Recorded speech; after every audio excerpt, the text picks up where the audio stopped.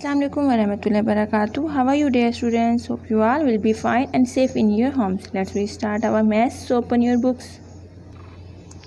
Dear students, आज आप लोगों ने पेज नंबर 62 का क्वेश्चन नंबर 6 और 7 सॉल्व करना है। पेज नंबर 62 का क्वेश्चन नंबर 6 और 7। क्वेश्चन नंबर 6 है write the following fractions as decimal.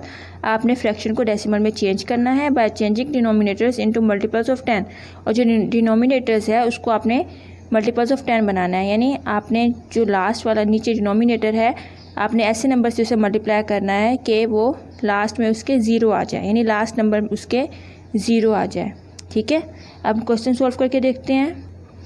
First of all manage your page. Page manage करने के लिए आपने क्या करना है, आपने डे और डेट राइट करनी है। What is day today? Day is Friday. आपने इस साइड पे फ्राइडे राइट करना है और दूसरी साइड पे आपने 1 मई 2020। ठीक है, page number 62 question number 6। Question number 6 से write the following fractions as decimal. आपने फ्रैक्शंस को डेसिमल में चेंज करना है by changing denominators into multiples of 10।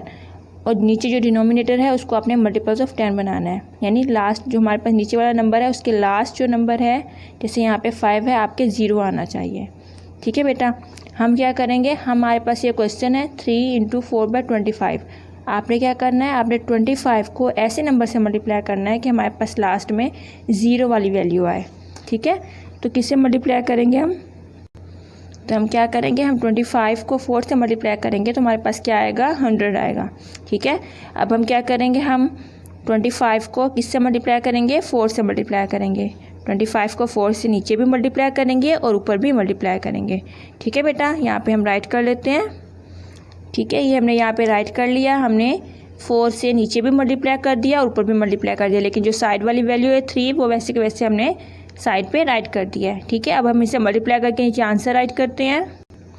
ठीक है, ये हमने मल्टीप्लाई कर लिया। डियर स्टूडेंट्स, हम मल्टीपल्स ऑफ 10 मतलब हम 10 का टेबल ऐसे नंबर हम नीचे बनाएंगे कि वो 10 पे पूरा पूरा डिवाइड हो जाए। ठीक है, अब हम 20 भी बना सकते हैं, 30, 40, 50, 60 मतलब कोई भी ऐसा नंबर बना सकते हैं जो 10 पे डिवाइड हो जाए। इसलिए मैंने आपको कहा है कि हमारे नंबर के लास्ट में यहाँ पे 25 है, यहाँ लास्ट में हमारे पास 0 आना लास्ट में, ताकि वो 10 पे पूरा पूरा डिवाइड हो सके।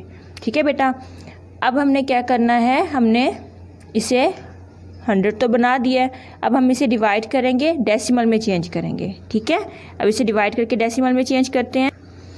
ठीक है बेटा, अब हमने क्या करना है, हमने 3 वैसे का वैसे राइट करना है, 16 को अंदर रखना है, 100 को बाहर रखना है और डिवाइड करना है। हमने 16 को अंदर राइट किया, 100 को बाहर राइट किया। अब डिवाइड करते हैं। अब देखिए अंदर हमारे पास 16 है, यानी हमारे पास 2 नंबर्स है और बाहर हमारे पास 3 नंबर है, तो हम क्या करेंगे, ऊपर पॉइंट लगाएंगे और एक 0 बढ़ा देंगे। हमने पॉइंट लगा के 0 बढ़ा दिया, हमारे पास हो गया 160। ठीक है, अब हम 100 को क्या कर सकते हैं, मल्टीप्लाई कर सकते हैं, यानी 100 1 × 100। अब हमारे पास पूरा पूरा डिवाइड हो रहा है, तो हमने क्या करना है, 160 में से 100 को निकाल देना है, हमारे पास नीचे आ गया 60। ठीक है, यहाँ पे अब फिर हमारे पास 60 है, हमारे पास 2 नंबर्स हैं, यहाँ हमारे पास 3 नंबर्स हैं, तो पॉइंट हमारे पास लगा हुआ है, हम फिर से एक 0 बढ़ा देंगे। ठीक है, यहाँ पे एक 0 लगाएंगे, ये हमारे पास 600 हो जाएगा। 100 6 × 600, हमारे पास क्या आया, 0.16। अब हमने यहाँ पे क्या राइट करना है, यहाँ पे हमने 0.16 राइट करना है, यहाँ पे राइट कर लेते हैं। डियर स्टूडेंट्स, अब यहाँ देखिए, यहाँ हमने हमारा आंसर निकला था 0.16, हमने यहाँ पे राइट कर लिया। अब ऊपर हमारे पास क्या था, हमारे पास 3 था, तो हम क्या करेंगे, हम 3 को इससे पॉइंट से पहले यहाँ पे राइट कर लेंगे। ठीक है, हमारा आंसर क्या आ गया, 3.16, तो हमने यहाँ पे राइट कर लिया। ठीक है बेटा, इसी तरह से हम सेकेंड क्वेश्चन करते हैं।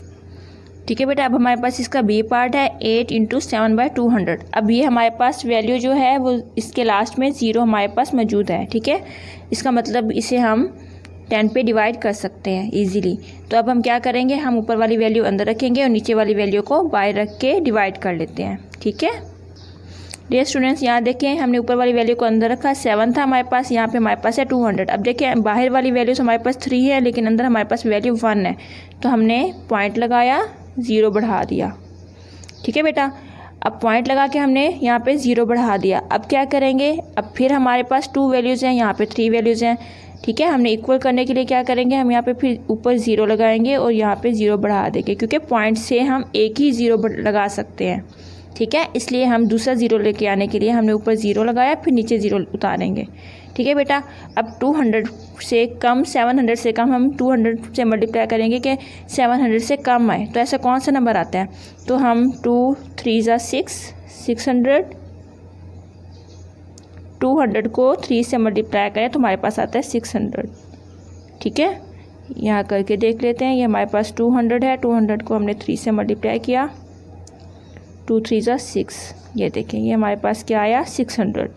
ठीक है, अब हम इसे माइनस करेंगे, 7 में से 6 गए 1 0, ये 0, हमारे पास क्या आ गया 100। अब यहाँ पे हमारे पास 200 है, लेकिन 100 हमारे पास क्या है 200 से कम है, तो पॉइंट हमारे पास लगा हुआ है, हम 0 बढ़ा देंगे। ठीक है, 0 बढ़ा दिया। अब 200 को हम किससे मल्टीप्लाई करेंगे कि हमारे पास 1000 आए? 200 को हम अगर 5 से मल्टीप्लाई करें, 0 0 2 5 ज़ा 10, देखें 5 से मल्टीप्लाई किया हमारे पास 1000 आ गया। तो हम 200 को 5 से मल्टीप्लाई करेंगे तो हमारे पास आ जाएगा 1000।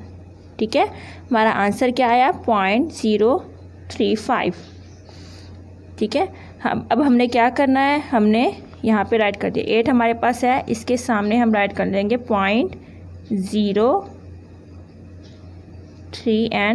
5। ठीक है, ये इसका आंसर है। ठीक है बेटा, इसी तरह से आपने इसका जो सी पार्ट है उसे भी आपने ऐसे ही सोल्व करना है। ठीक है बेटा, ये इसका सी पार्ट रहता है, ये आपने खुद सोल्व करना है और इसका आंसर निकालना है। ठीक है, अब क्वेश्चन नंबर 7 की तरफ आते हैं। फिल इन लेस देन और ग्रेटर देन और इक्वल टू। ठीक है, ये 3 साइन हमारे पास दिए गए हैं, हम 3 इनमें पुट करना है हमने। अब ए हमारे पास है 8/100, 8/10। अब हमें कैसे पता चलेगा कि कौन सी वैल्यू बड़ी है कौन सी छोटी है? तो हम क्या करेंगे, हम इसे डिवाइड करके देख लेते हैं। हम इसे डिवाइड करते हैं। डियर स्टूडेंट्स, याद है कि ये हमने डिवाइड किया है, हमने 8 को हमने अंदर रखा और हमने 100 पे डिवाइड किया, तो 8 कम था, 100 हमारे पास बड़ी वैल्यू है, तो हम क्या करेंगे, पॉइंट लगा के 0 बढ़ा देंगे। ठीक है, पॉइंट लगा के हमने 0 बढ़ाया, लेकिन वो 80 बन रहा था, फिर हमारे पास एक नंबर कम हो रहा था, तो हम क्या करेंगे 0 लगा के 0 बढ़ा देंगे। ठीक है, यहाँ पे भी 3 वैल्यूज़ हो गई, अब अंदर भी हमारे पास 3 वैल्यूज़ हो गई। अब 100 को हम किससे मल्टीप्लाई करेंगे कि हमारे पास 800 आए, 100 को हम 8 से मल्टीप्लाई करेंगे, हमारे पास 800 आएगा, तो हमारे पास आंसर निकला है 0.08। ठीक है, दूसरी वैल्यू हमारे पास थी 8/10, हमने 8 को अंदर रखा, 10 को बाहर रखा। अब 8 कम है, 10 हमारे से 10 उससे बड़ा है, यानी अब हमने क्या करना है, पॉइंट लगा के 0 यहाँ पे लगा देना है। तो हमने 10 को 8 से मल्टीप्लाई किया, 10 8 सा 80, तो हमारे पास आंसर क्या आ गया 0.8। ठीक है, अब देखिए यहाँ पे हमारे पास है 0.08, यहाँ पे हमारे पास है 0.8, तो इसमें से कौन सी वैल्यू बड़ी है 0.8। ठीक है, हम इसकी तरफ ये साइन कर देंगे, तो हम वहाँ बुक पे भी निशान लगा लेते हैं। ठीक है बेटा, इसी तरह से इसके बाकी जो पार्ट्स हैं ना, आपने खुद डिवाइड करके चेक करना है, और इसी तरह से आपने जो साइन इक्वल है इक्वल का लगाना है, जो लेस देन है लेस देन का लगाना है, जो ग्रेटर देन है उसका ग्रेटर देन लगाना है। ठीक है बेटा, इनको सोल्व कीजिएगा और ऊपर वाले क्वेश्चंस को भी सोल्व करनी है, इसका भी आपने प्रैक्टिस करनी है और क्वेश्चंस को अच्छी तरह से सोल्व करना है। ठीक है बेटा, टेक केयर, अल्लाह हाफिज़।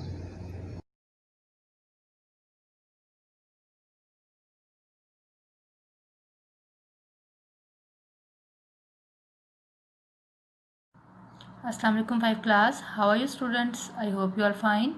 Now we start our period of English. Open your English grammar books. Today our topic is story writing.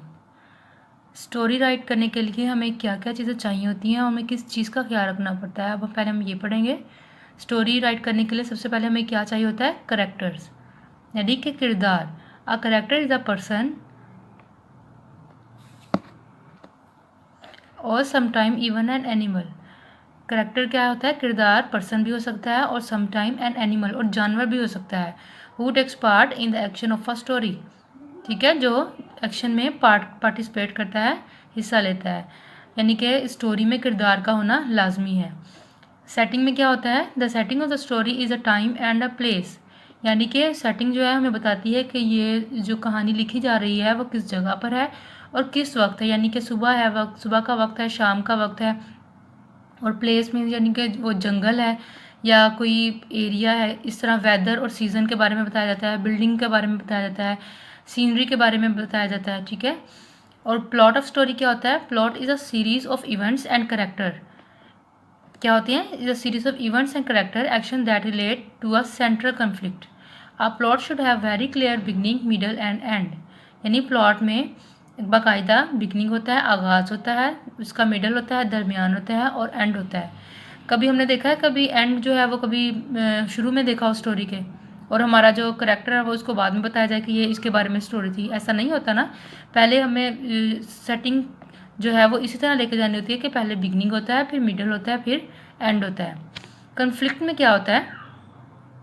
Conflict is a struggle between two people or thing in a story. Conflict होता है, struggle होती है कि किस चीज़ के बारे में कोशिश की जा रही होती है। वो कोशिश की किस के दरमियान होती है? टू पीपल्स भी हो सकते हैं, चीज़ें भी हो सकती हैं, थिंग्स भी हो सकती हैं। ठीक है। और नेक्स्ट क्या होता है? Theme. The theme is a central idea or belief in a story. Central idea यानी कि जिस आइडिया के ऊपर हम स्टोरी लिख रहे हैं, हमारा जो भी वो है बिलीफ है, उसके ऊपर हम स्टोरी लिख रहे हैं, तो वो आइडिया सेंट्रल आइडिया होता है। ठीक है। और आगे हमने कहा now you will read some stories. अब हम कुछ स्टोरीज़ पढ़ेंगे। स्टोरीज़ पढ़ने की जब हम पढ़ेंगे उसके लिए हमें ये चीज़ों का मालूम होना ज़रूरी, ताकि करेक्टर इसमें होता है, सेटिंग होती है, प्लॉट होता है, कन्फ्लिक्ट होता है। सो 5 क्लास जब स्टोरी भी जो भी स्टोरी होती है वो हमेशा माजी में होती है, यानी कि गुजरा हुआ वक्त उसके बारे में वो स्टोरी लिखी जाती है। So start our story. The grapes are sour. अंगूर खट्टे हैं। ठीक है। आज हमने इसके बारे में एक स्टोरी लिखनी है, अंगूरों के बारे में कि अंगूर खट्टे हैं।